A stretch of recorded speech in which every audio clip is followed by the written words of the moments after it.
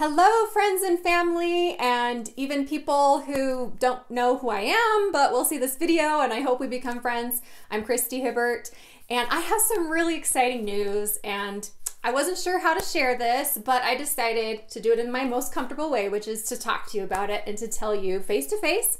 So video's gotta work for us because, of course, we can't all be face to face, but I found out the other day that I was selected for a really incredible award, and I'm very humbled and grateful and excited. A few months ago, I was nominated by someone I know who has received this award before, Tara. Tara, thank you very much.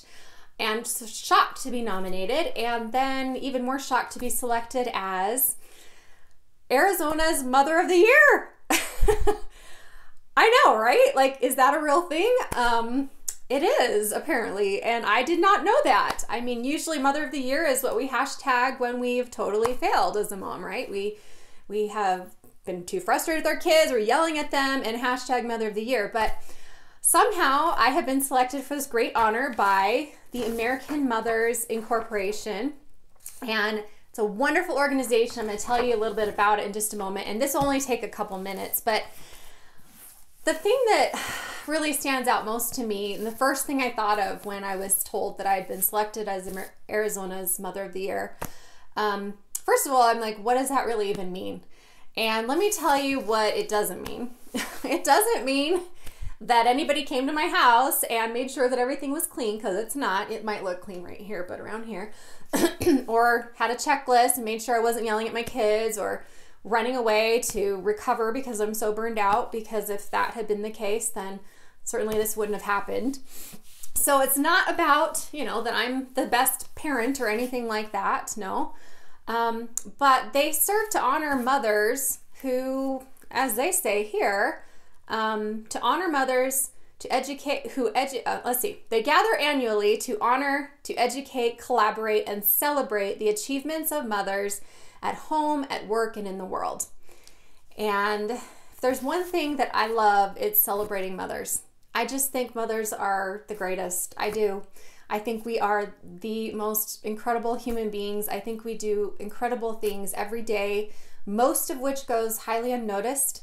And it's weird to feel like somebody's noticed me as a mother and the work that I'm trying to do to help other mothers. But I also don't want to just brush it aside, because to me it's a great opportunity to get to connect with other mothers, to get to talk with and get to know other mothers, and to get to share what's my passion, which is helping other mothers to grow. And as many of you know, I'm working on a book, Mastery of Motherhood, right now, and I've already been doing this, connecting with mothers and getting their stories and working on this project. And now I just feel like it's like the perfect timing for this, because I'm going to get to meet so many more and help so many more. And it made me think immediately of my book, This Is How We Grow, because I actually wrote about Mother of the Year in this. And if you don't mind, I'm going to share a little bit of this with you, because, you know, what it does mean for me is that I have grown. And, you know, I don't need somebody to tell me that they think I'm doing a good job in my work and as a mom to feel like I am, but I have been feeling like I've been doing a good job as a mom. I work the hardest at being a mother, and I work the hardest at helping other mothers. Those are the things I'm the most passionate about. And I've been feeling good in that work. And this is like icing on the cake to just give me that opportunity to then take it to the next level and meet more moms and help more moms. But I never, ever, ever dreamed this would ever be possible. First of all, like I said, I never knew this was even a thing. Like, who thinks that's actually a thing? But apparently it has been around since 1935, when the organization first started. That's when the first Mother of the Year was crowned. Who knew? But I did actually know that there was maybe such a thing as Mother of the Year. I just didn't know, but I wrote about it, and This Is How We Grow. So this is from chapter 11. This is page 129, Monday, March 3rd. I'm just going to skip through some, but I had been keeping a log of my thoughts. I'd been keeping kind of a thought record. This was about 4.5 months after Shannon died, and Rob had died 2 months before her, and suddenly I was a mom of 6, which I never thought I'd be. And I was kind of in a fog for the first few months, I think. I was in shock. And this is when I started to kind of feel like I was coming out of it. So I'm still trying to be strong to carry on, but a wide range of emotions are battling it out in my heart. Frustration, sadness, joy, satisfaction, gratitude, anxiety, fear, worry, anger, confusion, feeling lost, you name it, I seem to be experiencing it. No wonder I feel so uncertain. Underneath the uncertainty are some pretty intense thoughts I'm only beginning to hear. Dreaming thoughts, escaping thoughts, criticizing thoughts, condemning thoughts. I mean, again, if the Mother of the Year committee were looking for the mother who was perfect and never felt any of these things, they picked the wrong person, right? Tonight I spent some time talking with the boys about life while I made dinner and helped them do chores and finish homework. We had our family home evening and I introduced our family theme for March, courage. Something we all need a little of right now. It was a nice evening. My mind gets quieter when I push myself to fulfill my responsibilities as a mother because I know how important it is, and I know I'll feel sorry if I don't give my all.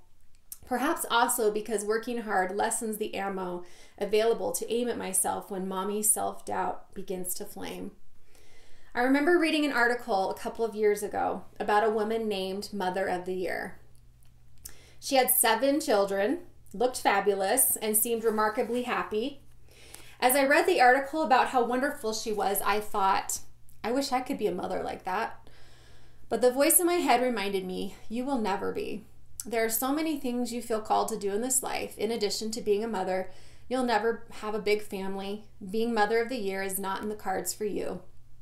It wasn't that I didn't feel like I was a good enough mom, just not Mother of the Year material.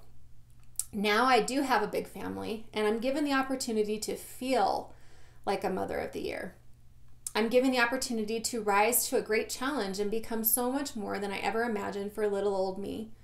I take this challenge seriously. There is no easy way to measure what I do with my kids. It's not like writing a report in which there is a final product and a grade. It's a challenge to keep motivated because it can feel like I did nothing today, when in reality, as a mom, I do so much that can't be quantified. A friend once explained it to her lawyer husband this way. It's like you going to work and spending all day writing your briefs and arguments, then at the end of the day, someone hits delete and poof, it's all gone. That's the job of being a mom, all right. I think it's one of the adversary's greatest tools to make mothers feel inadequate, to make us want to give up, to go find something that gives us that result instead. Sometimes I too want to quit my day job and head back to work where I actually feel good at what I do and receive positive feedback. But I am needed here. The role of a mother is the greatest, holiest responsibility a human being can experience, whether a birth mother or other. I believe that. I am deeply grateful to be entrusted as a mother to these 6 children. Still, it's hard to get to Mother of the Year status when my moods keep pulling me down.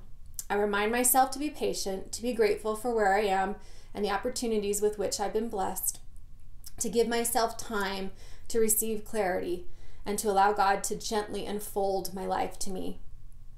I carry Sydney, my baby, around all the time, probably because she's my favorite coping tool, but also because she's my last baby and I want to hold her as much as possible. Because I carry her so much, she hasn't had a chance to practice pushing up on her arms, strengthening her neck, holding her head up and rolling over. In holding her, I've been holding her back. I need to put her down on her belly more so she can grow stronger and progress. The same goes for me. I've been carried through these first 4.5 months. I now see that I need to be put down, that I am being put gently down. It's hard, but I'm grateful to see what I need and to let it happen. It's the only way. I'm learning to lift my head up, roll over, crawl, walk, and hopefully someday run, just like a baby. It makes me emotional to read that because it reminds me of all that I felt at the time and all that we've been through and how far we've come as a family. Those who know us know that we have been through a lot, and my kids have been through a lot and had to be growing up in a lot of different really intense grief experiences and loss experiences and challenges that our family has faced. And it's hard. It's hard to be the mom and to try to be well, take care of yourself and do the best for yourself, so that you can be there for your kids, especially when you're going through your own grief and trauma and loss and heartache and head injuries and whatever else that I've been through.